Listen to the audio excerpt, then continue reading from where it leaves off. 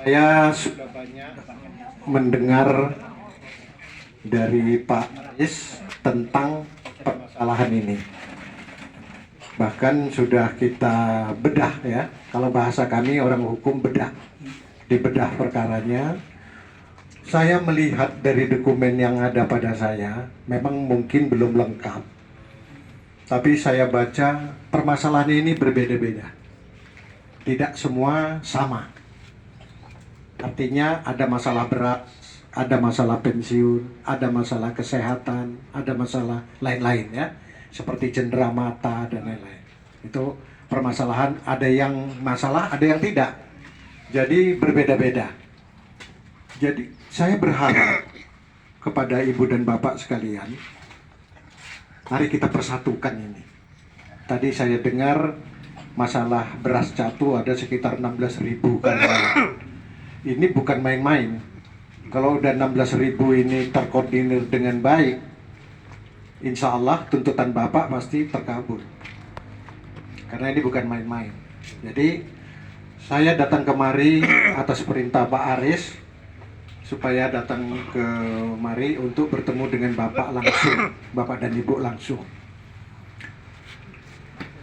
Sebelum kita ke permasalahan, saya ceritakan tentang saya supaya bapak ibu kenal. Nama saya Datuk Yudi Relawanto. Kenapa kok namanya kayak orang Jawa? Betul, saya orang Jawa. Saya ini orang Jawa, bukan orang ngentir kata orang kan. Saya ini orang Jawa. Tetapi atas keikutsertaan saya mendamaikan antara RI dan Aceh, pernah dengar ya?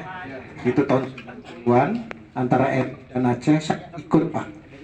Saya dari kerajaan Aceh diminta untuk ikut serta, bahkan saya mengkoordinir dari 220 kecik. Ya, itu di sana menjadi Panglima Gam, Pak. Rata-rata kepala desa menjadi Panglima Gam. Nah, dari sanalah saya beranjak, satu-satunya orang Jawa yang berani turun ke daerah Aceh, saya. Bahkan mereka pun heran, kok ada orang Jawa baik begini. Padahal cukup banyak yang baik. Yang nakal ini kan yang sudah jadi pejabat. Biasanya orang Jawa itu kalau sudah jadi pejabat, lali karo duluri. Lupa dia sama yang di bawah. Itu rata-rata orang Jawa seperti itu. Makanya orang Jawa ini tidak bisa isme kalau sudah punya jabatan. Kenapa? Lah, gitu. Asal datang tamu orang Jawa dari kampung, alah, nyusahin gitu. Padahal dia tak disadarinya dulu dia seperti itu juga. Nah, makanya orang Jawa tidak tidak isme. Tidak isme. Karena apa? Karena jahat. Maaf ya Pak, bukan semua. Biasanya yang sudah jadi pejabat yang jahat. Sudah jadi pejabat jahat. Ini saya berani katakan itu karena saya orang Jawa. Nah, kita tinggal masalah itu. Yang berikutnya, saya diberi gelar Datuk. Datuk saya ini tertinggi di Aceh waktu itu. Karena saya sebagai konsultasi hukum dari kerajaan Aceh, saya berdialog dengan RI, padahal saya orang RI Pak, tapi berdialog dengan RI. Terjadilah perdamaian. Maka sekarang Aceh aman, tentram. Bahkan satu-satunya negeri di Indonesia ini yang mensyariatkan Islam. Satu-satunya Pak. Saya sangat kagum bisa seperti itu. Beranjak dari situ, saya diangkat oleh Sultan Aceh, Tengku Muhammad namanya, dia Sultan Aceh. Satu-satunya orang tertinggi di Aceh tidak mau jabatan Pak. Padahal kalau dia mau jadi gubernur, mau jadi apa, tinggal merem, Pak. Mau jadi menteri pun bisa, tapi dia tidak mau. Saya ada di sini untuk rakyat, bukan untuk pejabat. Itu luar biasa. Saya diangkat menjadi datuk di sana, diberi gelar resmi, dan disatukan dengan Datuk Sultan Deli, Sultan Langkat, semua sultan yang ada di Sumatera ini. Dari situ saya mulai mengikuti perkembangan yang ada di negeri kita ini, di Sumatera Utara pada umumnya. Sampailah ke daerah Bapak. Tanjung Keliling, ya, Tanjung Keliling mungkin ada ya Pak ya? Itu kampung ibu saya. Kenapa saya katakan kampung ibu saya? ibu saya itu lahir di persis di komplek rumah wali kota Binjai. Di belakangnya itu ada nama daerah Bandar Senembah. Di Bandar Senembah itu ada penjara. Sebelum penjara itu dulu rumah nenek moyang saya.